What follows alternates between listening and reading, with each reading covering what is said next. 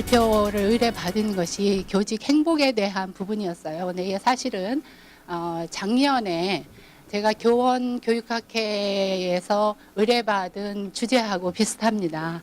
근데 작년에 한국교원교육학회에서 제게 발표를 의뢰했던 부분이 헌신적인 교사에 관한 연구 결과를 발표해달라는 거였어요. 근데 당시 시점이 어땠느냐면 막 세월호, 지금 그 학회 거의 시점하고 비슷해서 세월호 사건이 나고 난 직후였는데 교사의 그 헌신에 관한 그 주제로 발표를 해달라는 의뢰를 받고, 행복교육이라는 지금 현 정부가 추구하는 부분에서 행복교육이 정말로 실현되기 위해서는 교사의 행복 부분을 우리가 이야기하지 않으면 안 되는 시점 아닌가라고 생각을 해서 주제를 제가 바꿨습니다.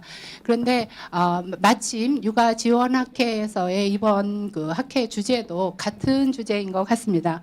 우선 왜 지금 우리가 교사의 교직 행복을 이야기해야 하는가라는 부분을 잠깐 말씀드리고요. 여기 지금 모이신 분들이 주로 유치원과 어린이집에 관계하는 분이라고 들었습니다. 사실 제가 이야기할 때 육아지원학회, 그래서 육아의 범위는 유치원 영유아를 우선 생각할 수 있지만 저는 범위를 더 크게 잡아야 된다고 생각을 합니다. 그래서 청소년, 좀 더 넓히면 20대까지도 포함할 수 있는 그런 범위도 가상을 했습니다. 그리고 이제 한국 교사, 그래서 지금 주로 다루는 내용들은 초중등 교사의 데이터를 중심으로 다루고 있지만 여기 모이신 분들에 해당되는 부분들을 함께 염두에 두시면서 보셔도 크게 상관이 없지 않을까 싶습니다.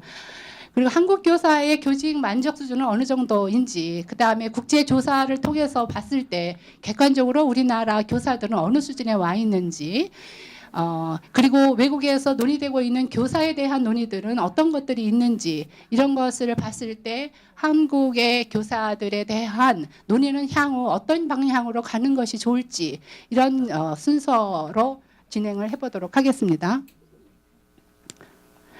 왜 지금 교사의 교직 행복인가? 지금 이게 뒤에서 잘 안 보이실 것 같은데요. 이게 그 OECD 회원국의 행복지수 순위입니다. 뭐 잘 안 보이셔도 지금 다른 나라, 어쨌든 다른 나라들은 저렇게 높은데 요 빨간 부분이 이제 한국입니다. 거의 그 밑에서 세 번째를 보여주고 있습니다. 어쨌든 한국의 행복지수는 낮다 라는 걸 알 수가 있고요. 2012년 OECD 국가의 어린이 청소년 주관적인 행복도를 보니까 지금 여기 보는 대로 한국 23개 나라 중에서 제일 꼴찌입니다. 근데 한 해만 꼴찌면 그래도 다행이겠는데 이게 6년 연속을 해서 지금 꼴찌를 기록을 하고 있습니다. 이 말은 굉장히 심각하다라는 걸 알 수가 있어요. 근데 물질적인 행복도를 보면은 한국은 4위에 육박하고 있어요. 그러니까 물질적으로는 어느 정도 행복도가 유지되고 어느 정도가 아니라 상위 그룹에 속하고 있다라는 걸 알 수가 있죠. 그런데 한 가지 이제 재미있다고 할까, 저희가 한번 좀 주목을 해서 봐야 할 부분이 뭐냐면, 이건 이제 2011년입니다. 제가 2014년 자료를 대체하지 못했는데 사실 그렇게 크게 다르지 않습니다. 약간의 수치가 올라갔을 뿐입니다. 주관적인 행복이라는 것은 65.98로 최하위였습니다. 이게 65.98이라는 건 100점 만점을 기준으로 했을 때 이제 볼 수 있는 거고요. 그런데 교육은 127.8, 지금 2014년은 130 몇인가 됩니다. 134인가 그런데 1위입니다. 그러면 주관적 행복은 최하이고 교육은 OECD 국가에서 이제 최상이다라는 걸 볼 수가 있습니다. 이 부분에서 그러면 우리가 생각해야 할 부분이 뭔가, 교육은 최고고 여러분들이 알고 있다시피 유치원에 대한 그 학업 성취도는 나오진 않았지만 초중고의 학업 성취도를 보면 피사 결과로 국제적으로는 우리가 최상위 그룹에 속하고 있습니다. 교육은 최고고 학업 성취도도 최고인데 학생들의 주관적인 행복 지수는 최하다. 그런데 거기에 그럼 이거에 관여되는 사람들은 누가 있을까를 한번 생각해 볼 수가 있어요. 물론 학부모도 있고 뭐 사회도 우리가 넓게 생각할 수 있겠지만 직접적으로 관여하는 분은 아마도 교사일 거다라는 거죠. 뭐 여기 유치원이면 이제 유치원 교사가 될 수도 있고 어린이집 교사가 될 수도 있고, 이거는 대치시키는 것에 따라 갖춰질 수 있을 겁니다. 그렇다면 이 상황에서 교사의 교직 행복과 교직 스트레스가 이 양쪽에 미치는 영향들은 어떤 것이 있을까를 한 번쯤 생각해 볼 수 있는 게 아닌가. 제가 다음번에 말씀드리겠지만 국제적인 바르키 조사에 의하면 제임스 조사에 의하면 한국의 교사 존경도 학생들이 교사를 존경한다라고 하는 순위는 또 최하위입니다. 그 점에서 이 관계의 교사는 어디에 위치하고 있는 것인가? 교사의 행복은 어떻고 그 다음에 교육에서 이 최고로 이끄는데 교사가 한 역할은 또 과연 무엇일까? 거기에서 교사가 갖는 스트레스는 없는지, 이것으로 인해서 교사는 오히려 행복한 건지, 이런 부분들을 한 번쯤 생각해 볼 수 있는 것이 아닌가라는 겁니다. 그래서 두 번째로 한국 교사의 교직 만족 수준은 그러면 어느 정도에 이르고 있는지를 한번 살펴봤습니다. 여기서 교직 행복이라는 말은 사실은 제가 만든 겁니다. 이제까지 이런 용어를 그렇게 특별히 쓰지 않았기 때문에 용어를 한번 규정을 해봤습니다. 우선 교직 행복을 이야기하기 전에 교사 행복과 반대되는 건 불행이고 그 불행을 유발을 시키는 것은 교사가 교직을 수행하면서 스트레스를 받는 것이다 라고 했을 때 교사 스트레스에 대한 개념 규정이 일본 사람에 의해서 이렇게 규정된 게 있습니다. 교사가 교직을 수행하면서 분노나 긴장, 갈등, 불안, 억울함 이런 것과 같은 불쾌한 감정을 느끼는 것을 교사 스트레스다라고 규정을 했습니다. 그리고 교직에 헌신한다든가 몰입한다든가 우리가 보통 이 몰입이라는 용어가 최근에는 그래도 쓰여지고 있는데 우리 사회에서는 몰입보다는 이제 헌신이라는 말을 많이 썼습니다. 근데 이 용어는 이제 커미트먼트를 번역을 했을 때 몰입이 돼서 이 부분을 저희가 이제 2007년에 헌신적인 교사에 대한 연구를 진행을 하면서 용어를 좀 정의를 해봤습니다. 교사가 교육이라는 전문적인 과업을 수행함에 있어서 특정한 대상에 갖는, 특정한 대상에는 대개는 이제 학생이 되겠죠. 가리키는 아동들이 되겠는데 그 대상에게 갖는 긍정적, 적극적, 심리적인 유대를 우리가 헌신 혹은 몰입, 교직의 몰입이다라고 이야기할 수가 있겠다. 혹은 가치 인식이나 동일시, 관여로 구성된 개념이다. 이렇게 정의를 할 수가 있습니다. 근데 이런 개념들을 가지고 교직 행복을 한번 생각을 해보니까 교사가 가치 있다고 인식한 교육 활동을 수행하면서 느끼게 되는 어떤 만족감 혹은 즐거움, 자신감, 가치스러움, 그리고 보람 있고 의욕 혹은 용기 있게 어떤 것을 도전한다든가 적극적인 용기, 희망 그런 것과 같은 어떤 긍정적이고 적극적인 감정 상태를 교직 행복이라고 일단 잠정적으로 규정을 해보자 하고 제가 논의를 시작을 하고자 합니다. 이제 교직 행복을 느끼는 사람은 교사가 행복할 것이다. 행복한 교사라고 말을 할 수 있겠다라고 생각이 됩니다. 여기 지금 제가 행복한 교사라고 했는데 사실은 제가 행복교사라고 표현을 했습니다. 그렇게 쓴 이유는 최근에 정부가 행복교육을 이야기를 하기 때문에 행복교육에 상응해서 우리 한번 행복교사를 생각해보자. 행복교육은 누가 만들 것인가? 교육의 질은 교사가 좌우한다고 합니다.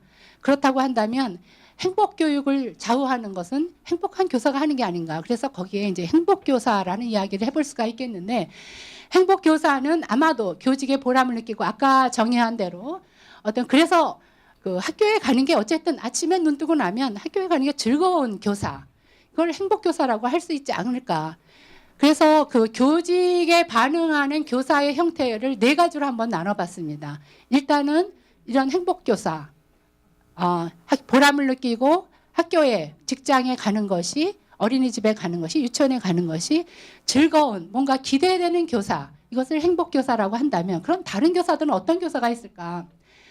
두 번째 형태가 되겠는데 머리로는 보람 있는 직장이라고 생각을 합니다. 그런데 마음으로는 감정적으로는 왠지 가기 싫고 두렵고 싫은 이런 교사의 형태가 있을 것이다. 그 다음에 세 번째는 아예 보람도 못 느끼고 학교도 가고 싶지 않은 교사. 이제 어떻게 보면 우리가 참 그 어려운 상황에 놓여져 있는 세 번째 유형이라고 할 수가 있습니다. 네 번째 유형은 그도저도 생각할 거 없이 가장 그 요즘에 좀 점점 늘어나는 교사의 유형 형태라고 저는 생각을 하는데, 학교는 하나의 직장일 뿐입니다. 그래서 보람 있다, 가기 싫다, 좋다 이거 생각하는 것보다는 하나의 직장으로서, 셀러리맨으로서, 나의 직장인으로서 학교에 출퇴근하는 교사, 이런 네 가지 형태의 교사가 있을 수 있겠다. 한번 본인은 어느 유형에 속하는지 한번 생각을 해보시죠. 바라기는 이 첫 번째 보람을 느끼고 학교에, 어린이집에, 유치원에 즐거운 마음으로 오늘은 아이들이 어떤 모습으로 나를 반겨줄까, 어떤 얼굴하고 올 것인가, 오늘은 나는 아이들과 어떤 교감을 할 수 있을 것인가, 어떤 것을 가르칠 것인가, 이것에 대한 기대를 가지고 가는 교사인가 한번 생각을 해볼 필요가 있지 않을까. 그런데 정작 우리가 바라기는 이렇게 교직 행복을 느끼는 행복한 교사가 많기를 기대를 하는데, 현실은 꼭 그렇지는 않은 것 같습니다. 유치원의 실태, 그 어린이집의 실태는 제가 조사를 하지 않아서 모르겠습니다만은, 이게 작년도에 매일경제가 교청에 의뢰를 해서 조사한 결과입니다. 현직 교사가 느끼는 스트레스 대상, 우선 스트레스를 많이 느낀다라는 것에 대한 결과가 나왔고요. 그러면 누구에게 스트레스를 가장 많이 느끼느냐? 학생에게 느끼는 부분이 제일 많았습니다. 그 다음에 학부모. 그래서 이 두 가지를 합해 보니까 거의 70%에 육박을 해요. 그래서 교사가 학생과 학부모에 대해서 상당히 스트레스를 받고 있다. 그리고 우리가 또 무시할 수 없는 부분이 교장 교감에 대한 14.4%의 교사들이 그 교장 교감에게 스트레스를 받는다라고 이야기를 했습니다. 그 다음에 이제 그 원인은 그럼 뭔가라는 거에서 수요자 중심의 교육, 아동 중심, 수요자 중심의 이야기를 많이 하는데, 최근에 이런 부분들이, 정책들이 많이 나오면서 여기서 스트레스를 많이 받는다. 그 다음 특히 초중등 경우에, 중등이 특히 그렇겠죠. 학생 인권 조례가 발표되면서 이 시점 교사가 받는 스트레스가 크게 늘어난 것 같습니다. 근데 이 얘기는 결국 교육 정책이 어떤 교사들에게 어떤 영향을 주는가 하는 부분을 알 수 있게 하는 부분입니다. 그래서 교사들 중에는 감정, 근로, 스트레스로 인해서 퇴직을 고려한다. 70%가 넘는 교사들이 퇴직 고려에 대한 반응을 보였습니다. 명예퇴직을 고민한 적이 있다. 63.6%가 반응을 했고요. 이 중에 왜 명예퇴직을 하느냐에 대한 이유는 사실 교사들마다 조금씩 다릅니다. 그런데 제가 주목하고 싶었던 부분은 어디냐면 5, 60대보다 20, 30대의 교사들조차도 학교를 그만두고 싶다라는 생각을 35.3%나 한다라는 겁니다. 그러면 이거는 이제 초중등 교사인데, 유치원 보육교사들 경우에는 이 수치를 넘어갈까요? 아니면 내려갈까요? 예, 제가 생각할 때 아마 이거보다 훨씬 더 넘는 수치가 나오지 않을까라는 생각이 듭니다. 그 이유가 뭐냐라고 물었더니 교직 업무가 어렵다라는 부분이 50% 이상이 나타나고, 건강상의 문제, 아마 금전적인 고려는 명예퇴직과 관계가 있는 것 같습니다. 학부모와의 관계 문제, 교원 간의 인간관계, 교장 교감과의 갈등, 이런 것들이 또 다른 이제 요인으로서 지적이 됐고요. 학생들 자살률 최근 참 유쾌하지 않은 통계 중에 하나가, 우리나라가 OECD 국가 중에 최고인 것들이 참 많습니다. 근데 대체로 좋은 것에서 최고인 거가 별로 없고, 거의 나쁜 부분, 자살률 최고, 요즘에 이제 출산율 최하, 그런 부분들, 그러니까 좋지 않은 부분들, 복지가 최하, 이런 거에서 아무튼 최하 최고를 왔다 갔다 하고 있습니다. 근데 학생 자살률을 보니까 매년 이것이 늘어나고 있다라는 겁니다. 그래서 이 통계가 나오기 시작한 시점에서 보니까 2008년에서 2011년까지 이렇게 학생들이 이제 전부 총 635명이 자살을 했고요. 1년 평균 159명이 자살을 했습니다. 학생들의 자살의 원인이 되는 것이 뭐냐, 이 부분을 우리가 분석해야 되는 것도 하나의 중요한 과제일 겁니다. 그런데 이제 이때 여기서 또 한 가지 우리도 한 가지 더 생각해 봐야 하는 게 교사는 어떤가라는 겁니다. 학생들만 힘든가? 교사도 힘들다라는 거죠. 근데 교사의 자살률이 눈에 띄게 증가하고 있는 것을 알 수가 있습니다. 2011년까지 통계를 잡은 이게 교육부의 통계 자료입니다. 73명이었는데 2008년에 9명이었던 것이 2011년에 31명이라는 숫자를 보여주고 있습니다. 물론 이게 이제 교육만의 이유만이냐라는 것을 원인은 분석해 봐야 되겠지만 어쨌든 교사 집단의 문제가 그러니까 우리가 심상치 않다라는 걸 볼 수가 있고요. 교사들의 스트레스라든가 특히 여기도 보면 정신질환으로 휴직하거나 면직된 교사들 숫자도 적지 않은 것으로 나타나고 있습니다. 그렇다면 지금 교사가 명예퇴직을 고려하거나 학교를 그만두고 싶다라고 생각하고 있는 교사가 내 아이의 교사, 내 아이의 선생님이라고 한다면 내가 부모 입장에서 그 선생님이 반갑지는 않을 거라고요. 그리고 그 선생님은 그러면 과연 학생들에게 집중할 수 있을까? 교직에 집중할 수 있을까? 본인은 행복하냔 말이죠.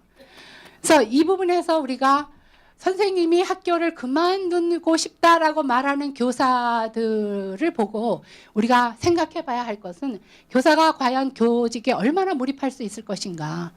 교직에 대한 열정은 얼마나 될 것이며 그의 행복도는 얼마 정도로 우리가 가늠할 수 있을지, 그리고 그런 것들이 실제로 학생이나 수업에 미칠 영향은 어떤 것이 있는지, 이런 것을 우리는 사실 별로 그렇게 심각하게 그동안 생각해 오지 않았던 것은 아닌가.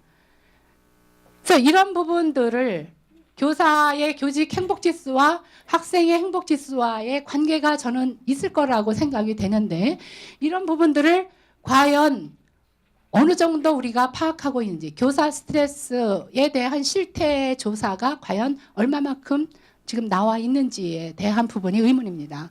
그리고 이런 거에 대해서 알지도 못하기 때문에 대응을 한다라는 대응 정책도 나와 있지 않고, 이런 것을 누가 관심을 가져야 되는지에 대해서도 지금 알 수가 없는 게 아닌가.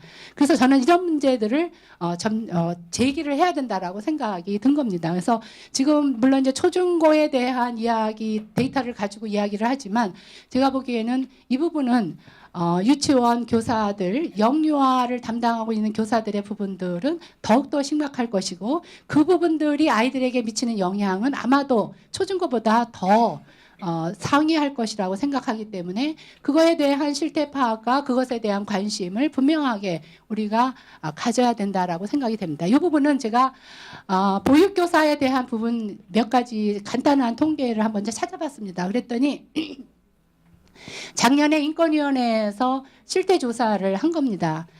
그런데 이 보육교사를 대상으로 한 조사인데 응답자의 75.5% 보육교사가 스트레스를 받고 있다.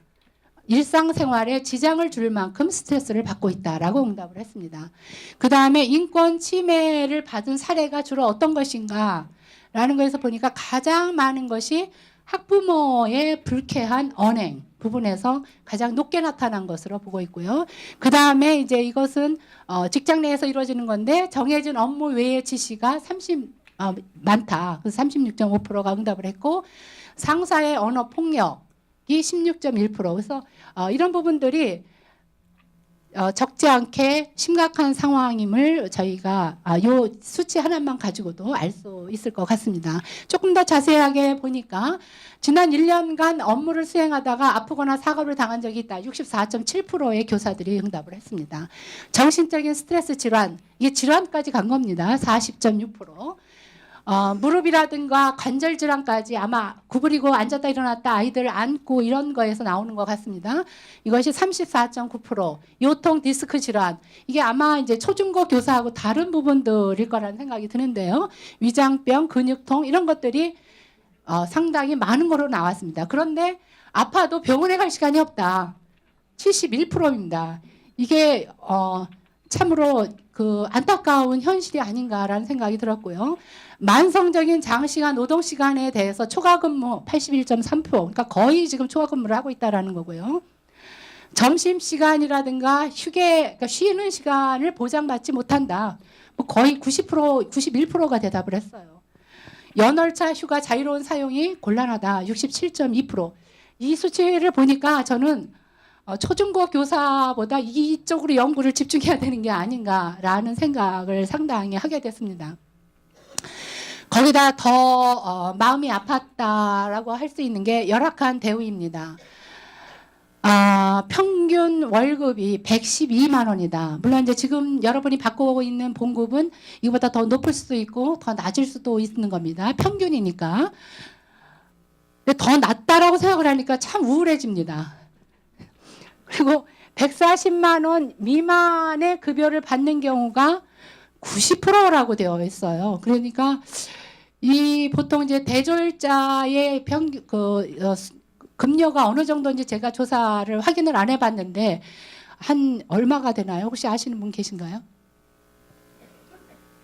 일반 4년제를 졸업하고 받는 한 100, 적어도 150에서 200은 되지 않을까라고 생각이 돼요. 그런데 140 미만이 90%라는 거는 상대적으로 굉장히 열악한 조건이다라는 것을 한눈에 알 수 있는 데이터라고 할 수가 있습니다. 이번에는 이제 국제조사를 통해서 우리나라 교사들의 위상이 어느 정도에 있는지를 한번 보기로 하겠습니다. 이 자료는 벌키 제임스라고 이제 글로벌 에듀케이션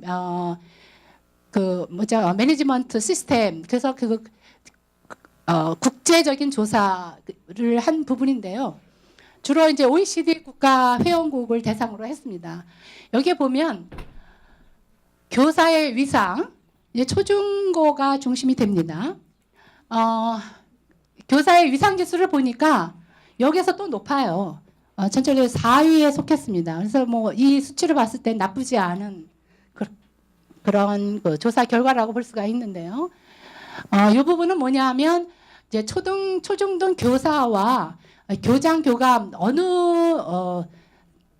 직무에 있는 분이 더 위상이 높은가? 뭐 이거는 굳이 조사를 안 하더라도 교장, 교감이 좀 더 높을 것이고 초등보다 중등이 높을 것이다. 우리 사회에서 본다면. 근데 실제로 이제 그렇게 나타나고 있습니다.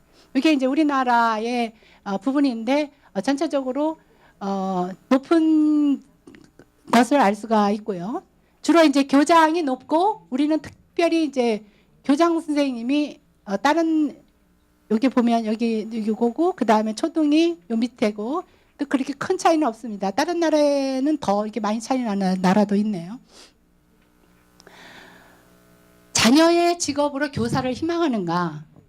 이거를 보니까 한국은 21개 나라 중에서 3위입니다. 그러니까 아까 교사의 위상이 높다라든가 직업적으로 높은 거 기대하는 거는 높은 걸로 알 수가 있습니다. 여기까지는 상당히 괜찮은 것처럼 보여져요. 그런데 이제 이 부분을 보니까 이게 우울해지는 부분입니다. 학생이 교사를 존중한다고 생각하는가? 그랬더니 이게 이제 한국인데 이게 전혀 동의하지 않는다는 부분이다. 맨 위에가. 그 다음에 두 번째가 대체로 동의하지 않는다입니다. 이게 이제 중국인데 중국은 전혀 동의하지 않는다 부분은 굉장히 거의 없고 대체로 동의하지 않는 부분은 이 부분에 속하고 전체적으로는 존경한답니다. 그런데 한국은 이렇게 되어 있습니다. 그러니까 학생들이 교사를 존경한다. 제가 수년 전에 이제 일본이나 어디 딴 데를 가면 한국이라는 나라는 교사를 굉장히 존경하는 나라라는 걸로 아주 잘 알려져 있어요. 근데 실제로 과연 그런가? 이 조사에서도 보면 그렇지 않다. 그러면 우리가 상대방이 나를 존중한다. 학생들 주로 지금 대상이 학생하고 생활을 하루 종일 하는데 나랑 같이 생활을 하고 있는 학생들이 나를 존경하지 않는다라는 그런 분위기 속에서 교사가 하루 종일 근무를 한다고 생각을 해보십시오. 과연 교사의 자기 존중감은 얼마나 될까요? 있었던 것도 떨어질 수밖에 없는 상황이 되지 않을까. 그 다음 또 하나, 교사가 잘 가르치고 있다고 신뢰하는가. 이제 학부모를 대상으로 물어본 겁니다. 일반인들을 대상으로. 그런데 이제 이것이 평균인데 한국은 또 이게 밑에 와 있어요. 이게 높은 중대에 가 있으면 좋을 때는 항상 밑에 와 있고 밑에 와 있었으면 좋을 때는 항상 위에 가 있는 게 우리의 지금 비극적인 상황이 아닌가, 불행한 상황이 아닌가라는 생각이 듭니다. 그러니까 교사가 잘 가르친다고 생각도 안 하고 학생도 존경하지 않는다라고 생각하는 그것이 지금 현재 한국의 그 교직 현실이다라는 거죠. 일반인들이 보는. 그다음 교육 시스템에 대한 만족도 한국은 낮습니다.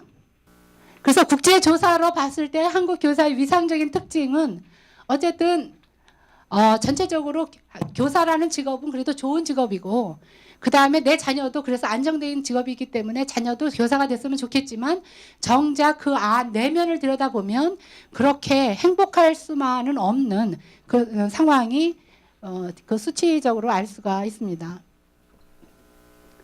이게 이제 그걸 좀 정리한 겁니다. 교사는 존경받는 직업인가? 존경받는 직업군에 속하고 부모는 자녀가 교사가 되기를 원하는가? 원하는 어느 정도가 아까 높았죠. 사회적 지위는 의사, 사서, 간호사, 복지사, 지방 정부 관리자 이 5그룹으로 놓고 봤을 때 사회복지사와 유사한 그룹으로 인식을 했습니다. 그러니까 뭔가 이렇게 봉사하고 그런 것으로 좀 더 가깝게 인지를 하고 있는 것 같습니다. 그런데 존경 수준은 채하다. 그럼 이제 외국에서 교직에 대한 행복을 논의한 것은 어떤 것이 있는가를 잠깐 보겠습니다.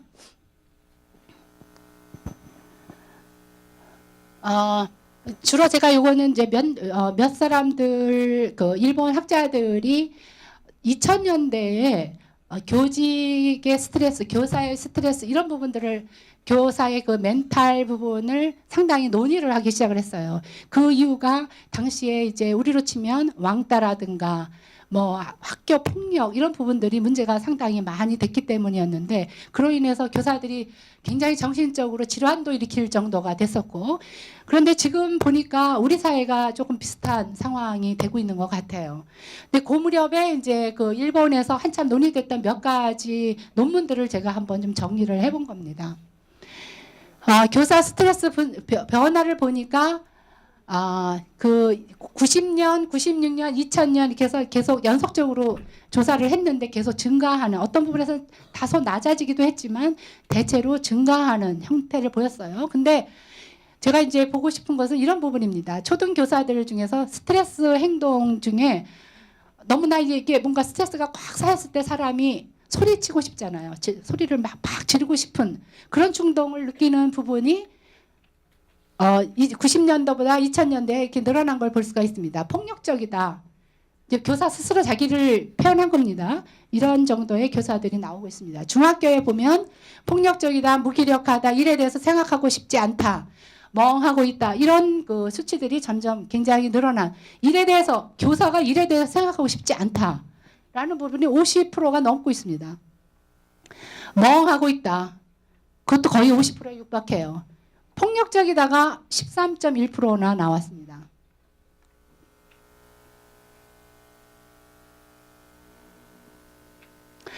그럼 왜 이렇게 스트레스가 많은가에 대해서 이제 원인을 조사를 해봤더니 너무 바쁘다라는 게 가장 많았고요. 그 다음에 이제 초중등 조금씩 다르긴 했지만 아마 교사들이 일본 교사들은 연구 수업에 대한 아마 우리나라도 크게 다르지는 않을 것 같은데 연구 수업에 대한 스트레스 누군가가 나를 지켜보고 그것을 평가받는다고 생각하는 부분이 굉장한 스트레스였던 것 같아요. 아마 유치원에서도 그런 거가 있는지 모르겠어요.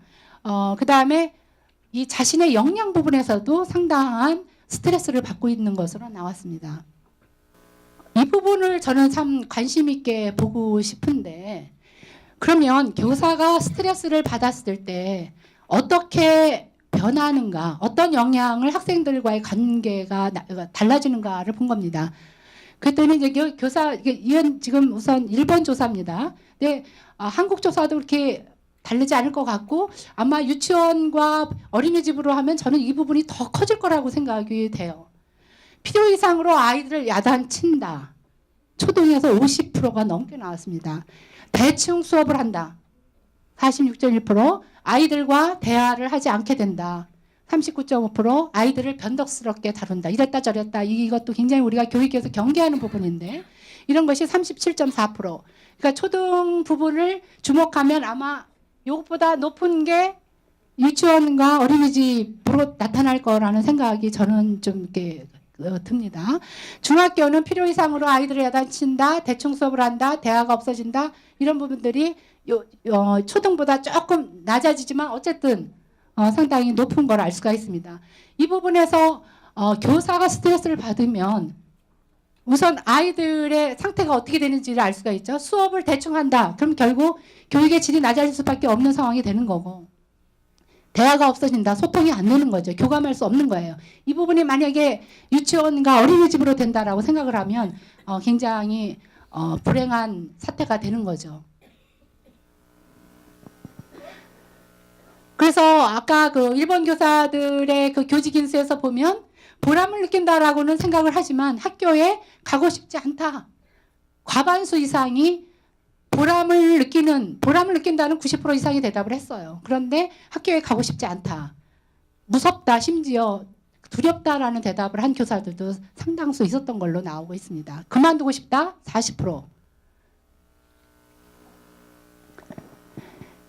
또 다른 연구는 이 부분은 제가 좀 이제 관심 있게 봤던 이유 중에 하나는 교사들의 스트레스를 이런 쪽에만 뭐 정책이다, 뭐 학부모의 관여다, 교장의 리더십이다 이런 거에 주로 주목을 하게 되는데 그것만이 아니라 교직이라고 하는 특수성이 갖는 부분에서 스트레스가 오는 게 있다라는 거에 주목한 연구입니다. 저는 이 부분도 굉장히 중요한 부분이라고 생각을 하는데요.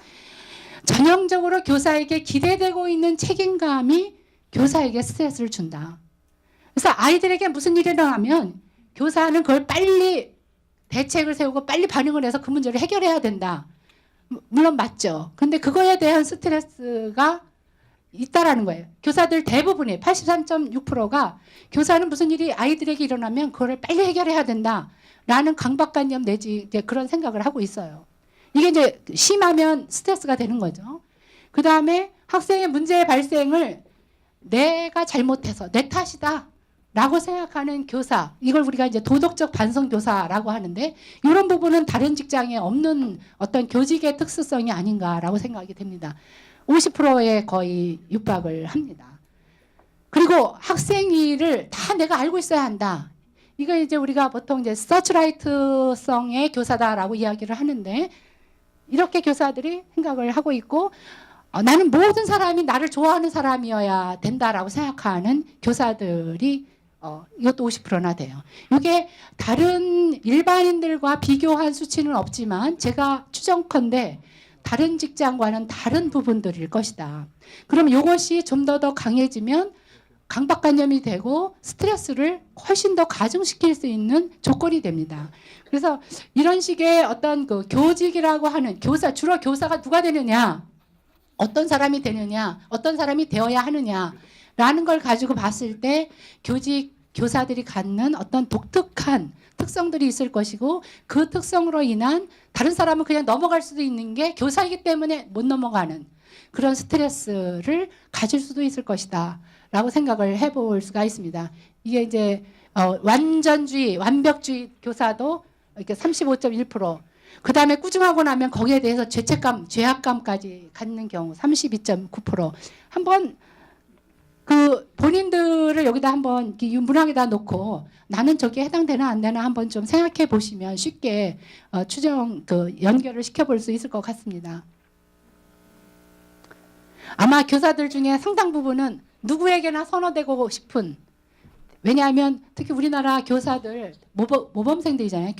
굉장히 다 우수 학생들이에요.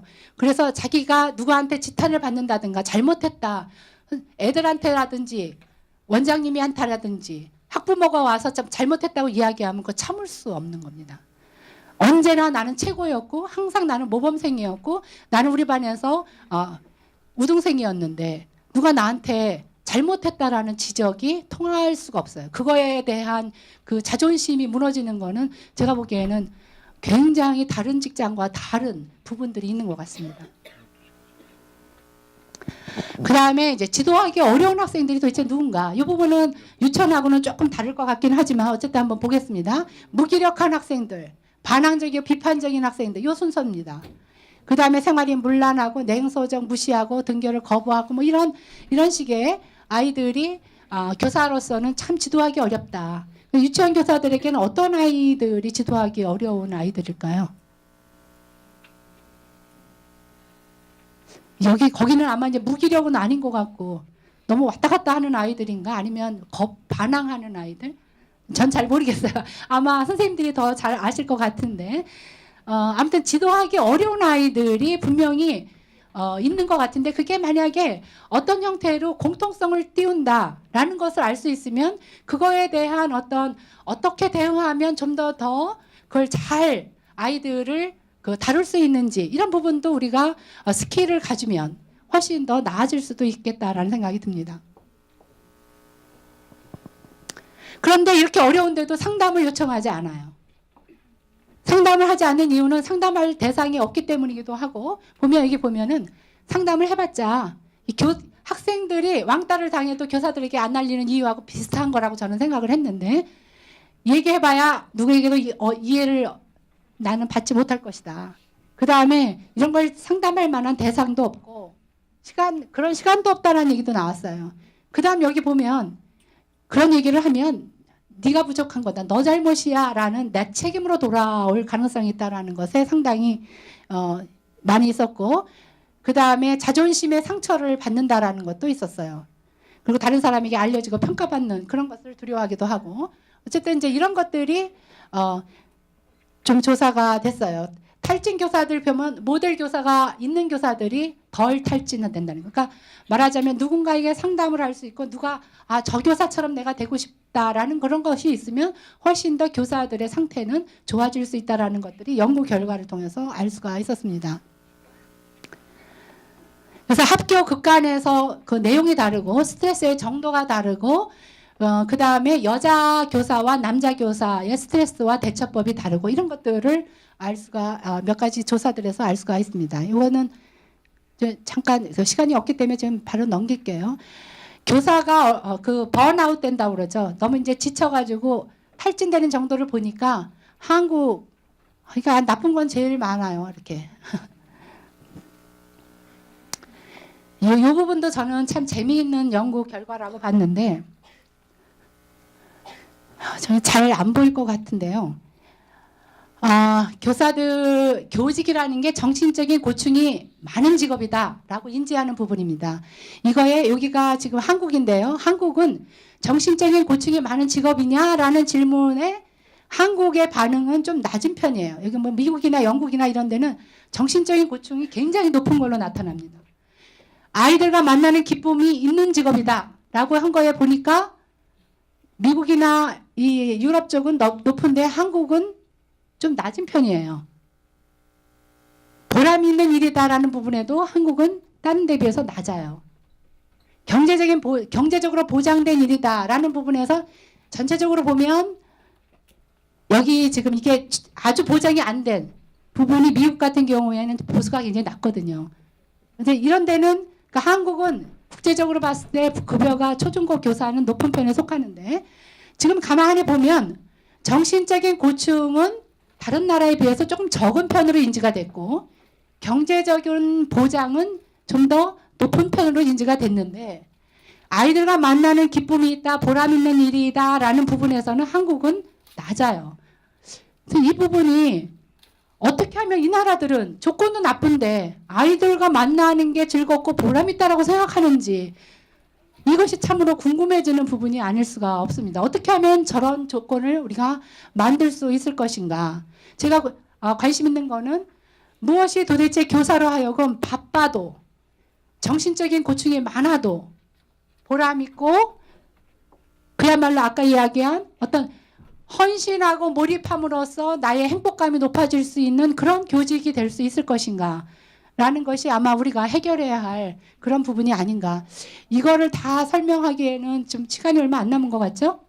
그래서 이거는 사실은 이제 제가 2007년에 우리나라 전국에 그 교육청들에게 추천 144명의 헌신적인 이른바 헌신적인 교사. 이 헌신이라는 건 자기 희생적인 의미만이 아니라 그러니까 몰입의 개념을 포함한 거예요. 아까 그 몰입함으로써 행복할 수 있는 그것을 가치 있다라고 생각하는 교직 활동에 좀 더 열심으로 자기의 시간과 에너지와 이것을 열정을 바친 그런 교사들을 144명을 추천받아서 그중에 우리 연구에 좀 더 적합하다라고 생각하는 분들 48명을 직접 면담을 했어요. 그래서 면담을 해서 그분들이 어떤 점에서 그렇게 교직에 몰입할 수 있는지, 어떤 점에서 힘들었는지 이런 것들을 영향 요인들을 분석한 연구인데 이 결과에 대해서는 그 관련 자료를 관심 있으신 분들은 이제 보는 걸로 하고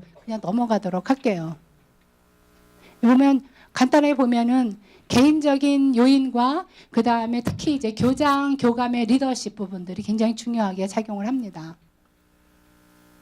뭐 우리가 예상한 거긴 한데 이 부분은 제가 개인적으로 상당히 재밌어하는 부분입니다. 이건 뭐냐면 144명 추천받은 교사들 모두에게 제가 설문조사를 하면서 본인의 교직 생애사를 그려달라고 그랬어요. 어떤 때 헌신도가 높아졌고 어떤 때 떨어졌는지. 그러니까 교직의 입문에서부터 지금 현재까지 가도록 어느 시기에 가장 높았고 어느 시기에 가장 떨어졌는지 그리고 그렇게 오르락 내리락 하는 그 요인이 뭐였는지를 그걸 쓰게 했어요. 그래서 그거를 전부 다 종합을 한 그래프입니다. 이제 이걸 보면 뭐가 느껴지냐 하면 그렇게 헌신적인 교사라고 하는 분들도 어느 시점에서는 최하로 내려가고 있는 어떤 부분에서는 올라갔다가 계속 교직의 헌신적인 것이 계속 유지되는 교사도 있어요. 그런데 항상 그런 것만은 아니고 어떤 교사는 굉장히 그것이 오르락 내리락 하고 그러니까 지금은 굉장히 헌신적인 교사로 평가를 받지만 어느 시점에서는 굉장히 무능하기도 하고 교직에 안 맞는 교사인 것처럼 평가받기도 하던 시절도 있었고 그런데 그런 교사들을 어떤 요인이 끌어올렸는지 저는 이제 그런 것에 관심이 있었어요. 어떤 것이 끌어내렸는지. 그랬더니 그 생애별로 또 여자와 남자별로 달라지더라고요. 그래서 그런 부분들을 이제 분석을 해보니까 강화 요인들은 이제 대학원에 진학했다든가 초임 발령 때라든가 어떤 인생관, 교육관이 정립될 때라든가 그런 때들로 나왔고 방해되는 것은 관리직과의 갈등, 여자들 결혼, 출산, 육아 이런 부분들이 영향을 줬습니다. 교육 정책 이런 것들이 있는데 결국 내용은 뭐냐 하면 우리가 교육 정책에서 학생들의 학업성 치도 혹은 학생들의 행복 이거에 대해서는 상당히 많이 관심을 갖고 있어요. 아이들이 행복하지 않다라고 그 조사 결과가 나왔다. 그러니까 온 사회가 다 그것에 대해서 이야기를 했어요. 그런데 정작 그 영향을 강하게 미치는 교사에 대해서는 왜 이야기를 하지 않을까? 교사가 행복하지 않으면 결코 제가 보기에는 아이들도 행복할 수 없는 조건이라는 거죠. 그래서 저는 교육의 질은 교사의 질이 결정한다. 이런 말을 좀 바꿔야 된다고 생각을 해요. 행복한 교육은 행복한 교사가 만든다. 행복한 아이는 행복한 교사가 만든다. 이런 말로 좀 긍정적인 말로 좀 바꿔보자. 왜냐하면 교육의 질은 교사가 좌우한다. 이런 말을 한번 선생님 지금 여러분들이 한번 그 말을 들었을 때 어떤 느낌이 듭니까? 뭔가 무한 책임을 느껴야만 될 것 같아요. 더군다나 내가 무능한 것 같고 정말 이 교직이 나한테 맞아? 막 이런 생각을 하고 있는 사람 입장에서 교육의 질은 교사에 따라 달라진다. 결국 말하면 당신네 반의 성적이 나쁜 것은 당신이 지금 잘못하기 때문이야 라고 이야기를 하면 더 무력해지죠. 더 좌절감이 생겨요. 그런데 거꾸로 같은 말이에요. 사실은 행복한 아이는 행복한 교사가 만든다. 라고 이야기를 하면 뭔가 갑자기 밝아지는 것 같고 그래 나도 뭔가 적극적이어야 될 것 같고 나도 또 긍정적이어야 될 것 같고 내가 행복해야지 아이도 행복하겠지라는 것을 생각할 수 있을 것 같아요. 그리고 나의 행복 조건을 뭘로 좀 충족을 시킬 것인가 뭐 때문에 내가 지금 이렇게 기분이 이렇게 자꾸 블루로 가는 거지? 라는 걸 생각해 볼 수 있다는 거죠. 그래서 저는 우선 첫 번째는 교직 행복, 교사 행복이라는 관점을 가지고 우리가 행복 교육, 이 정부가 지금 5년 내내 강조하겠다라는 것이 행복 교육인데, 그걸 강조하려면 똑같은 차원에서 교사의 행복도 같이 이야기했으면 좋겠다. 그래서 관점을 바꿔라라는 걸 이야기하고 싶고요. 두 번째는 실태를 알지 않으면 알 수가 없어요. 그런데 우리나라 교사의 행복도가 어느 정도인지, 더군다나 지금 유치원이나 보육교사의 행복도, 스트레스 이 정도에 대해서는 제가 볼 때는 상당히 위험 수위까지 와 있다라고 생각이 들면도 불구하고 이 실태에 대해서 파악해야 된다라고 생각하는 사람은 없는 것 같아요. 저는 우선 이 실태 파악을 좀 더 전국적으로 면밀하게 조사를 해야 된다. 그래서 문제가 도대체 뭔지 이 부분을, 그리고 그것을 분석을 할 때는 그냥 단편적으로만 볼 것이 아니라 아까 제가 일본에서의 논의를 이야기한 것처럼 굉장히 다양한 각도에서 그것을 보고 그 원인들을 어떻게 대응할 것인지에 대한 정책을 세워야 한다라는 겁니다. 그래서 이 부분에서 보면 스트레스를 관리를 할 때 보통 3가지 단계를 이야기를 합니다. 스트레스에 대한 적극적인 대응 자세가 우선 있어야 돼요. 그거에 대해서 내가 적극적으로 대응을 해야 되겠다. 그리고 그 상황을 파악하고 그것에 대해서 대처 행동을 실행하는, 이런 보통 이제 3단계를 이야기를 하는데, 우선 개인 차원에서 스트레스 관리가 필요하겠죠. 교사들은 아무것도 안 해도 된다라는 건 아니겠지만, 두 번째는 여긴 빠졌는데 여기 원장님들도 많이 계신 걸로 알고 있어요. 교사들의 스트레스의 상당 주범은 그 수장의 리더십에 달려 있습니다. 그래서 유치원은 유치원 원장님, 어린이집은 어린이집 원장님이 어떻게 운영하느냐, 어떤 리더십을 갖고 있느냐, 교사들을 어떻게 배려하고 어떻게 의사소통을 하고 어떤 자율성을 주느냐에 따라서 상당히 달라집니다. 그래서 그 조직의 민주적인 그 조직 풍토, 그 다음에 수장의 리더십, 이 부분이 굉장히 중요하게 작용할 것이라는 생각이 들고요. 세 번째는 정책적 지원 없이는 아마도 이 문제가 끊임없이 악순환될 거라고 생각이 됩니다. 그래서 이런 것들이 같이 개인과 조직과 국가가 함께 될 때 교사가 좀 더 힘이 나고 열정을, 몰입을, 헌신을 할 수 있고 행복해질 수 있고, 그래서 결과적으로는 아이들도 행복하고 이 나라가 행복해질 수 있지 않을까라고 생각이 들어서 제가 좀 더 유치원이든 초중고든 대학이든 다 가르치는 사람들의 행복이 가르침을 받는 사람들의 행복만큼이나 중요하다라는 이야기를 하고 싶은 이유가 바로 그것입니다. 그래서 오늘 발표가 혹시 여러분들에게 조금 다른 이야기를 한 듯한 부분이 있으면 그런 부분들은 빼주시고 여러분들과 해당되는 부분들에 매치를 시켜서 향후에 이런 부분들을 좀 더 개선시켜 나가는데 기여하는 부분이 있었으면 합니다. 감사합니다.